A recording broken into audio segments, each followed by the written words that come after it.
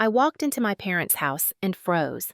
Marcus and Sarah were standing in the living room with a real estate agent discussing listing prices like I didn't exist, like I hadn't spent the last 6 months planning the funeral, like I hadn't just buried our parents 3 weeks ago.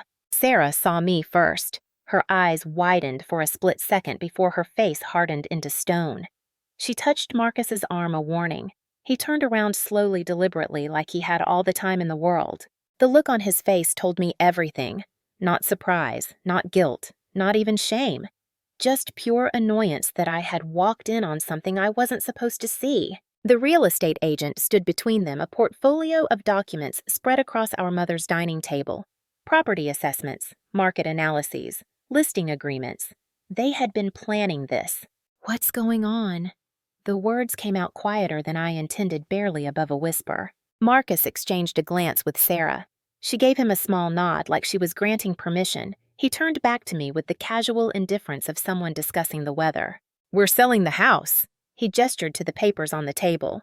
"Since you never contributed anything to the family, you won't be getting a share. Sarah and I already decided." I opened my mouth, but no sound came out.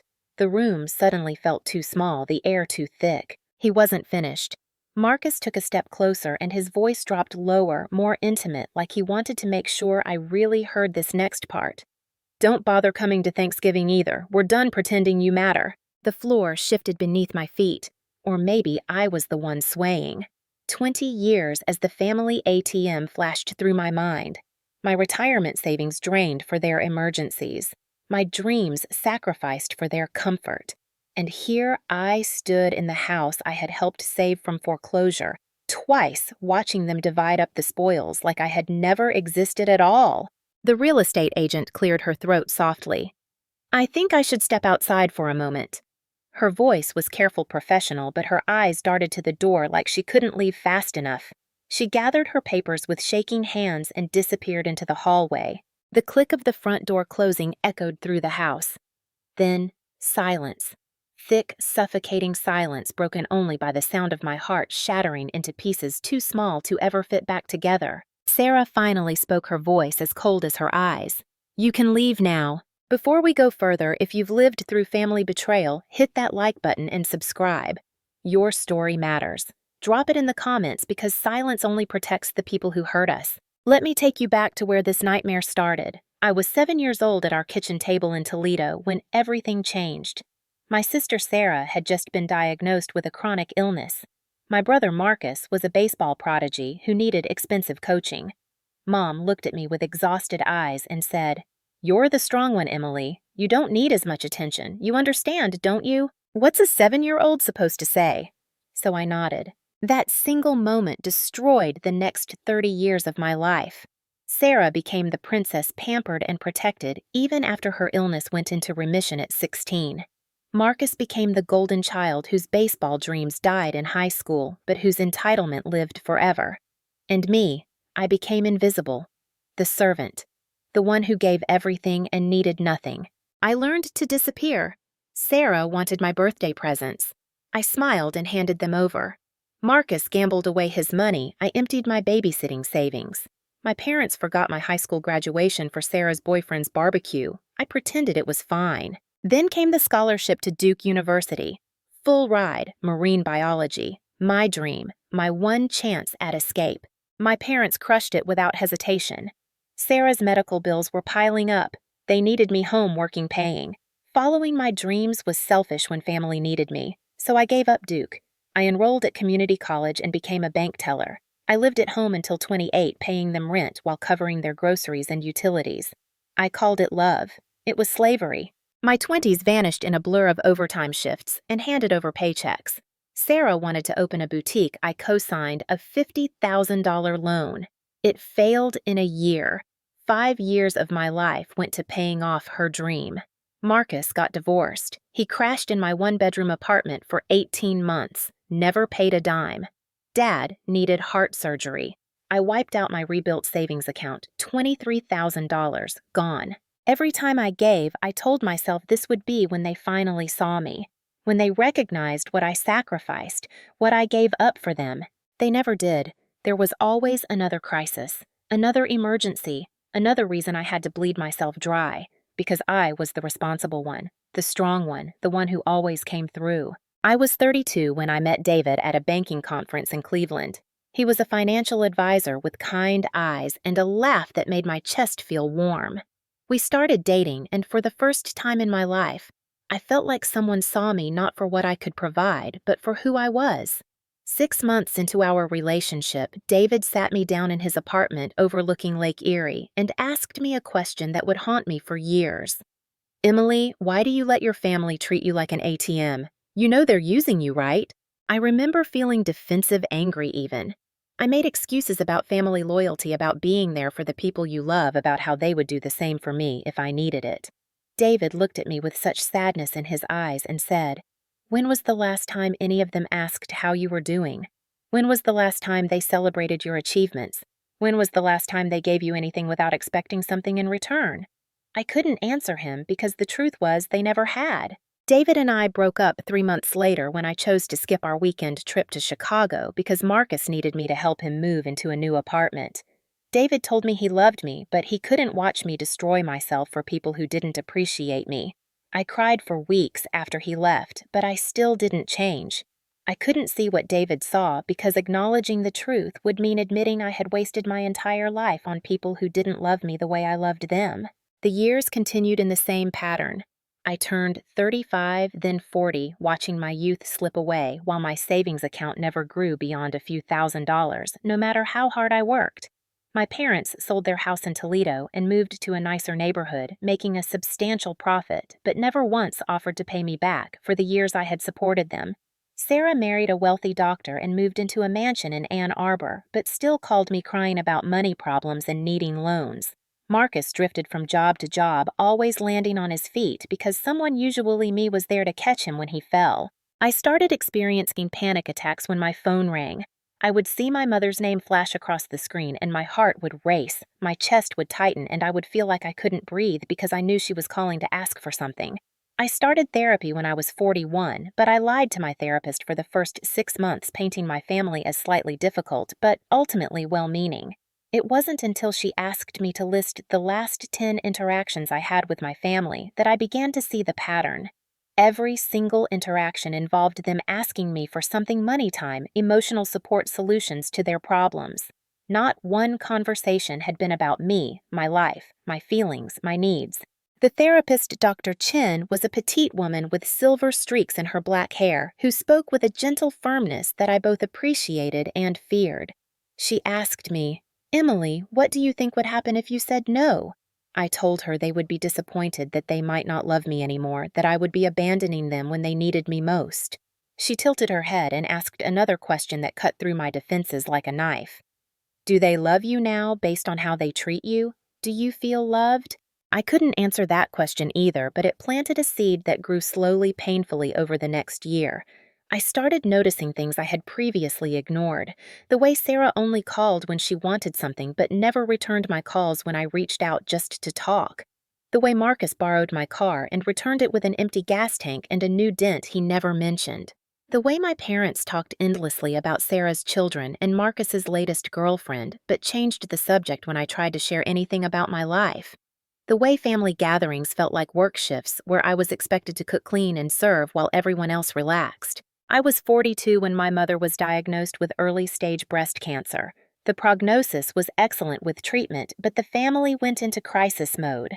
I immediately took a leave of absence from work, moved back into my childhood home to care for her during chemotherapy, and once again depleted my savings to cover medical expenses and household bills. For 6 months, I was there every single day, driving her to appointments, holding her hand during treatments, cooking special meals to help with her nausea, and managing her medications. During those 6 months, Sarah visited twice each time for less than an hour and spent most of the visits on her phone. Marcus came by occasionally, but only to ask if I could lend him money since Mom was sick and couldn't help him out. My father retreated into his workshop, leaving all the emotional and physical labor to me. When my mother finished treatment and got the all clear from her doctors, I expected something, anything, a thank you, an acknowledgement of what I had sacrificed. Instead, my mother patted my hand and said, "Well, that's what daughters do. Sarah has her own family to worry about, and Marcus is going through a hard time with his girlfriend. but you don't have anyone depending on you, so it just made sense for you to be here." That moment, something cracked inside me, but I still wasn't ready to break. I moved back to my apartment, returned to work, and tried to rebuild my life once again. But I was tired in a way that sleep couldn't fix. I was 43 years old with no retirement savings, no partner, no children, no home of my own, and no real life outside of being available for my family's needs.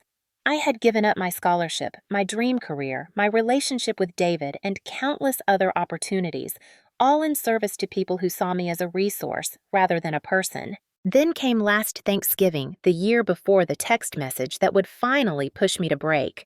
We gathered at my parents' house, now the smaller house they had moved into after selling the profitable one. I had spent the entire day before cooking turkey stuffing pies and all the sides loading everything into my car at 5 in the morning to drive the 2 hours from my apartment in Cleveland back to Toledo. I arrived exhausted, but happy to be part of the family tradition. The day was pleasant enough until dinner when my father raised his glass to make a toast. "I want to thank Sarah for hosting us in spirit, even though we're at our house, Marcus, for being such a successful entrepreneur." He gestured to my brother, who had just quit his third job that year, "and all my children for being here together."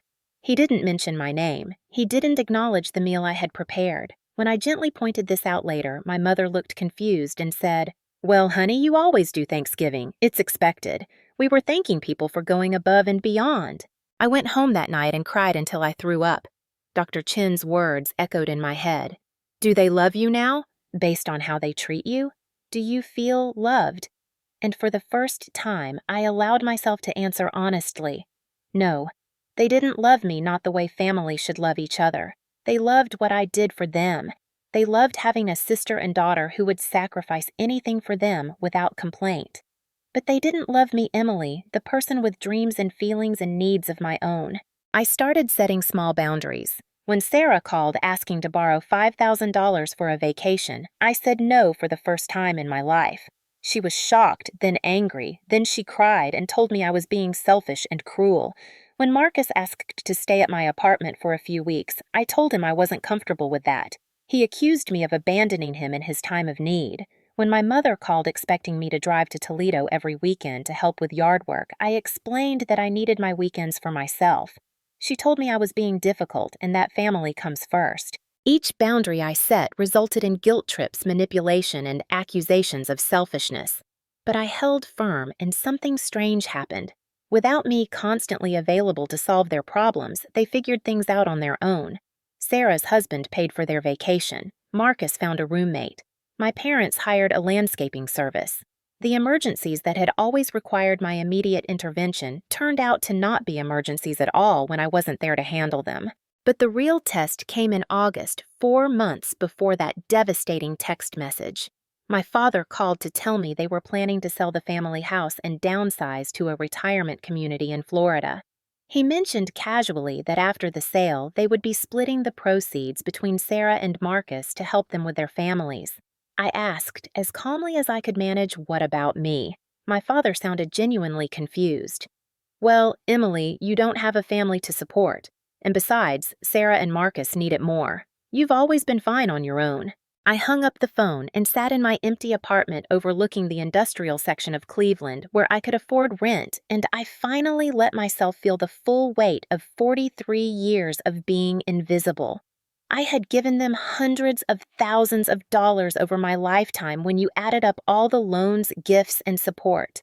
I had given them my time, my youth, my dreams, my relationships. I had given them everything I had, and they were cutting me out of the family inheritance as if I had contributed nothing. That night, I made a list of every dollar I could remember giving them. It came to over $300,000, and I knew I was forgetting things. I made another list of times they had been there for me, supported my dreams, celebrated my achievements, or simply asked how I was doing without wanting something. That list had 7 items on it spanning 43 years, 7 moments in 4 decades where they had shown up for me in any meaningful way. I brought both lists to my next therapy session. Dr. Chin read them in silence, then looked up at me with tears in her eyes the first time I had ever seen her emotional during our sessions. "Emily, this is financial and emotional abuse. This is exploitation. What you've described is not a family. It's a system designed to extract resources from you while giving you just enough crumbs of hope to keep you engaged. You do understand that, don't you? I did understand finally, completely, painfully. But understanding and acting are two different things. I spent the next few months wrestling with what to do. The guilt was overwhelming. The voice in my head sounding suspiciously like my mother kept telling me that family is forever, that you don't abandon people you love, that I was being selfish for even considering protecting myself. Then I made a mistake, or perhaps it was the best decision I ever made. I reached out to David, the man I had let go 16 years earlier, through LinkedIn. I didn't expect him to respond, but he did within hours. We met for coffee at a shop in downtown Cleveland on a cold October afternoon, the leaves turning brilliant reds and golds outside the windows. He looked older with gray at his temples, but his eyes were still kind. We talked for 3 hours, and I told him everything, the whole sordid story of the last 16 years. When I finished, David reached across the table and took my hand. "Emily, I'm going to tell you something, and I need you to really hear me. What happened to you is not your fault. You were conditioned from childhood to be the family's caretaker and financial support system. You were taught that your value came from what you could provide, but you are valuable just for existing. You deserve love that doesn't come with conditions and invoices. You deserve to be someone's priority, not their backup plan." We started seeing each other again slowly, carefully. David had never married, and he told me that no one had ever compared to what we could have had if I had been free to choose us. This time, I chose differently. When my mother called and expected me to cancel a date with David to help her with something she could easily hire someone to do, I said no. When Sarah texted asking for money while I was out to dinner with David, I didn't respond. I started choosing myself, and it felt terrifying and liberating in equal measure. My family noticed the change, and they didn't like it. The calls became more frequent, more demanding, more guilt-laden. My mother told me I was breaking her heart. Sarah accused me of thinking I was too good for the family now that I had a boyfriend. Marcus showed up at my apartment unannounced, asking for money and getting angry when I refused. I stood in my doorway, blocking him from entering, and I saw him clearly for the first time, not as my big brother who needed my help, but as a man in his late 40s who had never learned to take care of himself because people like me had always done it for him. Which brings me to that text message, the one that finally broke the spell completely. My parents had died within months of each other the previous year. My father from a heart attack and my mother from complications of pneumonia. The grief was complicated, filled with love for who I wished they had been, and anger at who they actually were. The funeral arrangements fell to me, of course, and I paid for most of it because Sarah claimed money was tight, and Marcus was between jobs again. I told myself it was the last time, truly, the last time I would put their needs before my own. The house sale was supposed to be straightforward. My parents had mentioned me in the will, leaving the estate to be divided equally among the three of us. But Marcus and Sarah had apparently convinced my mother in her final weeks, when she was heavily medicated and confused, to change the will. The new will left everything to them with a clause stating that I had already received my share through the years of living at home rent-free during my 20s. The lawyer who read the will looked uncomfortable, suggesting that I might have grounds to contest it, but I was so tired of fighting, so exhausted from a lifetime of trying to prove my worth to people who were determined not to see it. I thought that would be the end of it. I thought I could walk away knowing I had tried my best, that I had been the bigger person.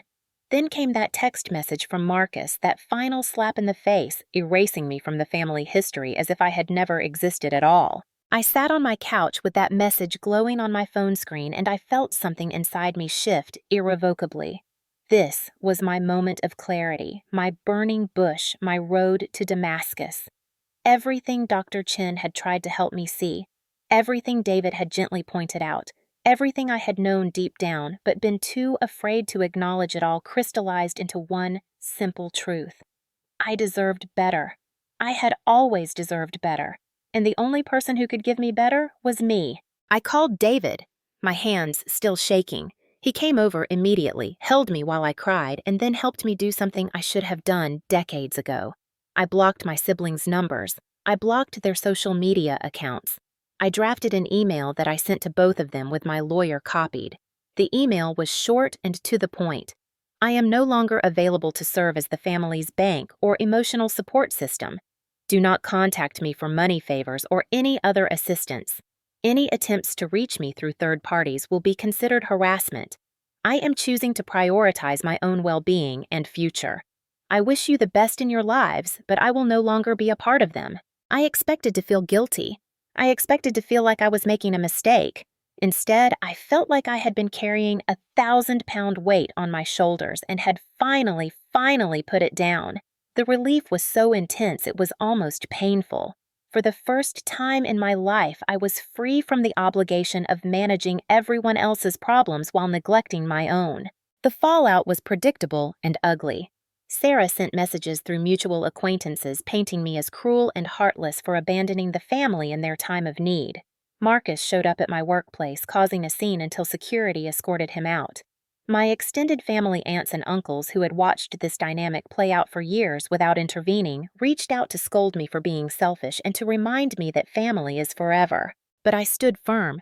I had Dr. Chin's support, David's unwavering belief in me, and for the first time, my own conviction that I was doing the right thing. I installed a security system in my apartment. I changed my phone number, keeping the old one active but silenced so I could document any harassment for legal purposes. I put a no trespass order on my workplace. I took every practical step to protect myself from people who had never protected me. The first few months were incredibly difficult. I grieved the family I had always wanted but never had. I grieved the years I had lost, the opportunities I had sacrificed, to the life I could have lived if I had learned earlier to value myself. Some days, the guilt was crushing. The programming of 43 years doesn't disappear overnight, and there were moments when I almost picked up the phone, almost reached out, almost fell back into the old patterns. But David was there, steady and patient. Dr. Chin helped me process the grief and guilt. And slowly, painfully, beautifully, I started to build a life that was actually mine. I started putting money into savings, and for the first time ever, it stayed there, growing month by month. I paid off the last of the debts I had accumulated helping my family. I bought furniture that I liked instead of making do with hand-me-downs. Small things, but they represented something monumental. They represented me finally mattering in my own life. David and I got engaged on New Year's Eve, just 2 months after I had sent that email cutting ties with my siblings. We were at his apartment, the same one overlooking Lake Erie, watching fireworks light up the night sky. When he knelt down with the ring, I cried, but this time they were tears of joy instead of grief. He told me he had bought the ring 16 years ago, that he had always believed we would find our way back to each other, that he had always known I was worth waiting for. We got married in a small ceremony that spring, surrounded by friends and the chosen family we had built together. At 44, I was starting over, but starting over on my own terms.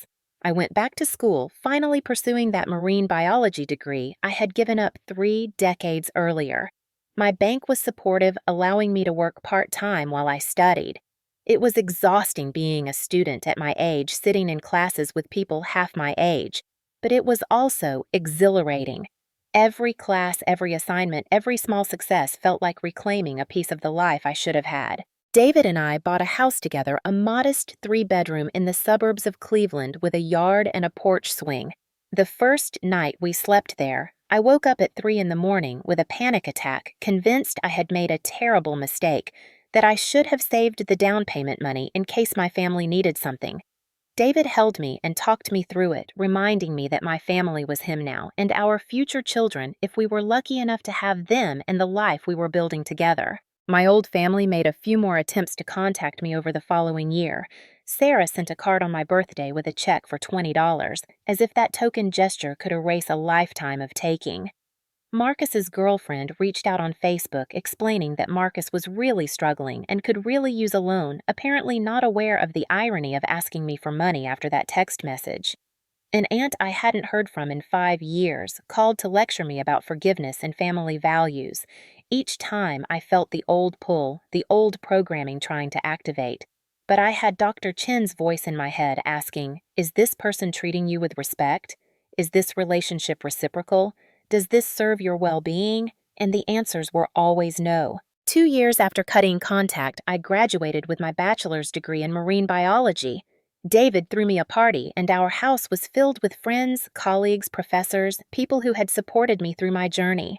As I looked around the room at the faces of people who genuinely cared about me, who celebrated my success, without asking what they could get from me, I realized I had finally found what I had been searching for my whole life.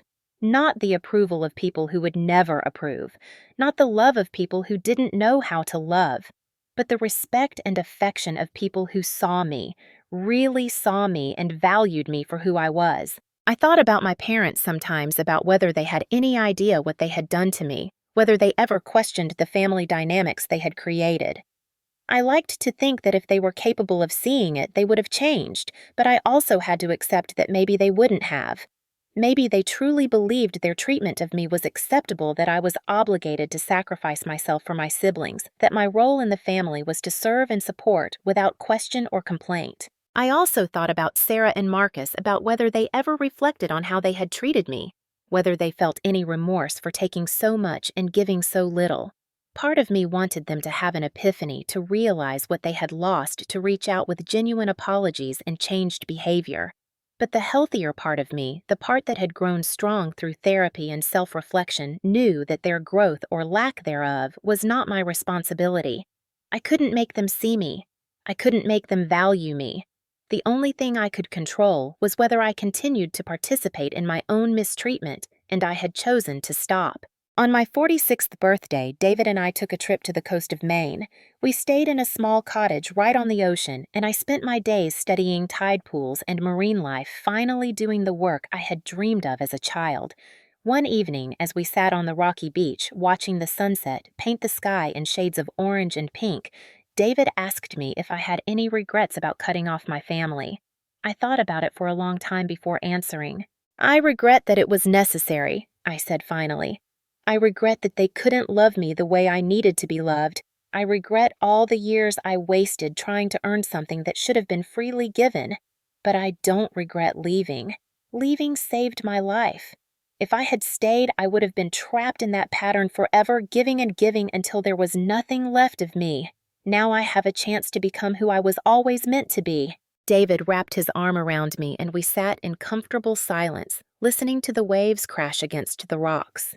In that moment, I felt more at peace than I had in my entire life. The guilt that had once been my constant companion had faded to a whisper. The obligation that had defined my existence had been replaced by choices freely made. The fear of being alone had been transformed into the joy of solitude when I needed it and connection when I wanted it. We never had children. David and I, though we talked about it. By the time we got married, we were in our 40s, and we decided we were happy with the life we had built, just the two of us, and eventually a golden retriever named Sunny, who thought she was a lapdog despite weighing 70 pounds. But we did become mentors to younger people in our fields, and I found a different kind of fulfillment in helping others pursue their dreams. Always making sure they knew their worth was not tied to what they could do for others. Now at 52, I look back on that text message from Marcus as the best, worst thing that ever happened to me. It was the catalyst I needed to finally break free from a lifetime of conditioning. It was the slap in the face that woke me up to the reality I had been avoiding. It was the gift wrapped in cruelty that gave me permission to finally choose myself. I still see Dr. Chin once a month, not because I'm in crisis anymore, but because therapy has become a valuable tool for maintaining my mental health and continuing to grow. She tells me I'm one of her success stories, someone who did the hard work of changing patterns that were established in childhood, someone who chose healing over comfort, growth over stagnation. I tell her she saved my life by asking the right questions at the right time, by refusing to let me hide from the truth, by believing I deserved better even when I didn't believe it myself. Last week I got an email from an address I didn't recognize. It was from a cousin I hadn't spoken to in years, letting me know that Marcus had gotten into serious financial trouble and Sarah's marriage was falling apart. The email was careful diplomatic, but the underlying message was clear. They needed help. They needed money. They needed someone to fix their problems.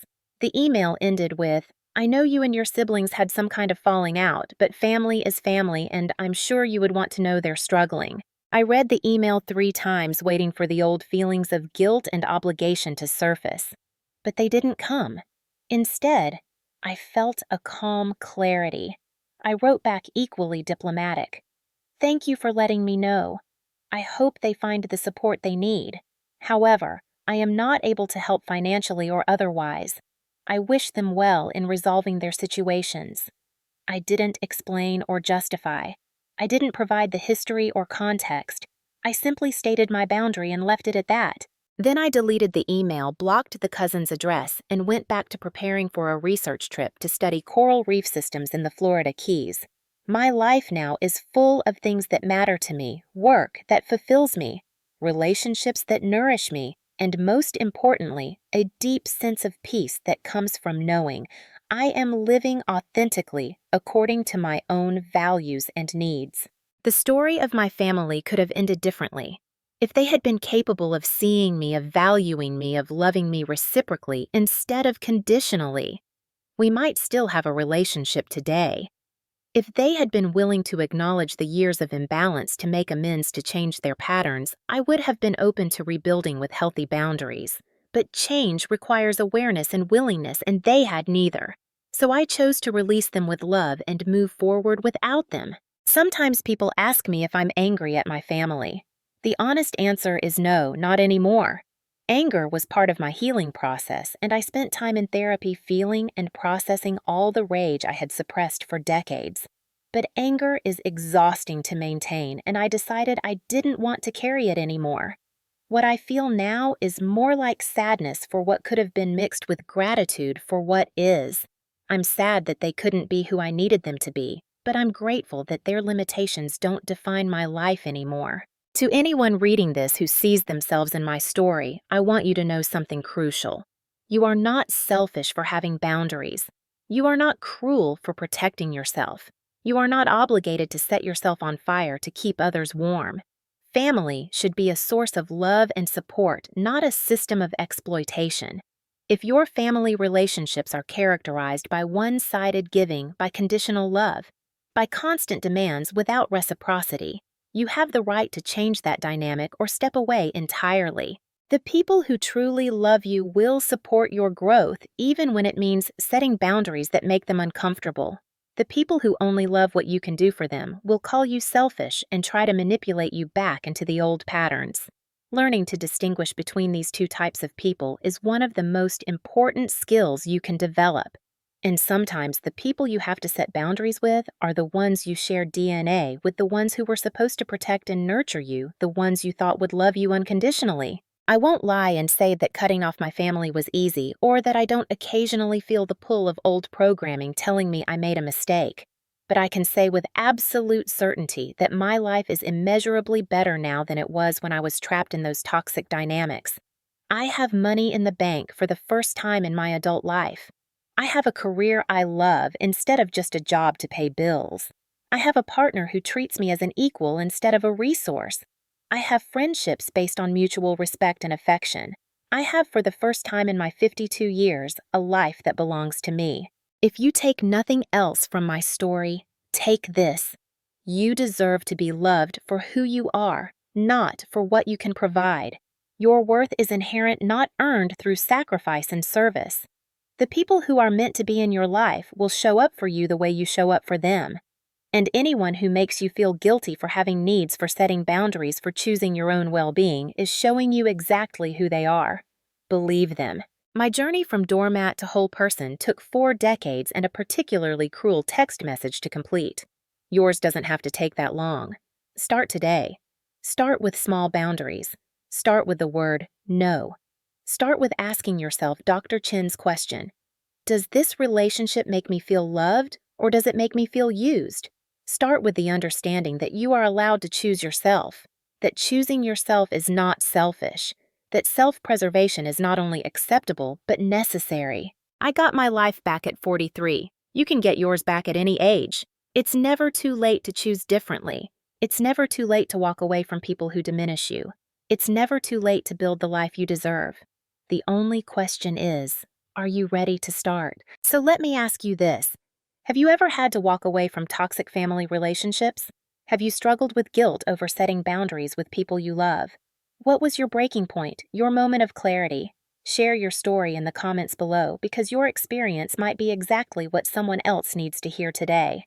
And if this story resonated with you, if you see yourself in my journey or know someone who needs to hear this message, please hit that like button and subscribe. We heal through sharing our stories, through breaking the silence, through letting each other know we're not alone in these experiences.